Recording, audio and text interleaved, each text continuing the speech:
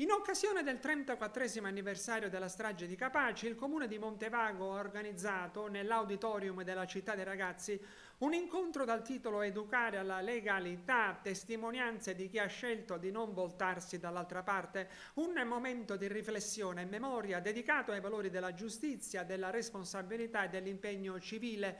Ascoltiamo il sindaco Margherita La Rocca-Ruvolo, poi Antonella Di Bartolo, dirigente dell'Istituto Comprensivo Sperone Pertini di Palermo, e Calogero Barrile, assessore comunale alla cultura.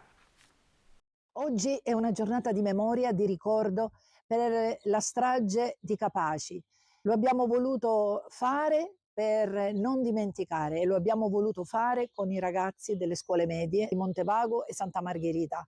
Lo abbiamo voluto fare invitando i protagonisti, purtroppo loro malgrado, di eventi che sono stati drammatici, e lo abbiamo voluto fare cercando e contattando la preside Bartolo, una preside che lavora alla periferia di Palermo, in una scuola difficile, dove ha saputo portare non solo il suo contributo di docente, la sua esperienza di insegnante, la sua capacità di dirigente, ma anche la sua passione, la sua femminilità, l'affetto, l'amore per i ragazzi.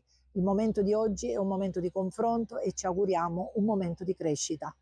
Una storia di comunità, non soltanto scolastica, ma proprio abbiamo cercato di coinvolgere il quartiere in un processo di consapevolezza, intanto consapevolezza dei propri diritti, e quindi abbiamo sempre fatto questo lavoro dentro e fuori le aule, e penso che sia il modo più corretto e più contemporaneo di fare scuola.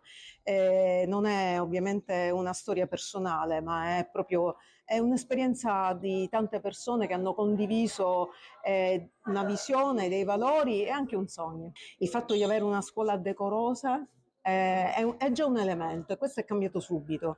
In 10 anni abbiamo abbattuto la dispersione scolastica dal 27% all'1%, e quest'anno speriamo di abbassare ancora questo numero, ma soprattutto sta cambiando il quartiere. Tra poco verrà inaugurato l'asilo nido su cui tanto ci siamo spesi, e sono partiti finalmente i lavori di bonifica della costa.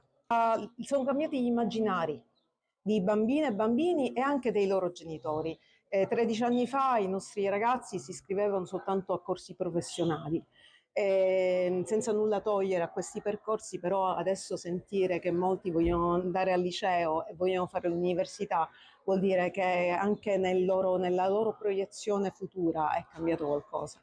Abbiamo pensato a questa iniziativa che nasce da un incontro che ho fatto qualche giorno fa con la professoressa Di Bartolo, e abbiamo pensato di portare a Montevago un momento di confronto, un momento di ascolto anche su temi particolarmente tristi per noi, perché domani ricorre l'anniversario della strage di Capaci, e abbiamo deciso di farlo con le scuole, perché è giusto che i ragazzi più giovani debbano conoscere di quanto cattiva sia la mafia, di quanto violenta sia la mafia, di quanto brutta sia la mafia. Quindi educare alla legalità è molto importante, è importante perché la parola credo sia un valido strumento di prevenzione.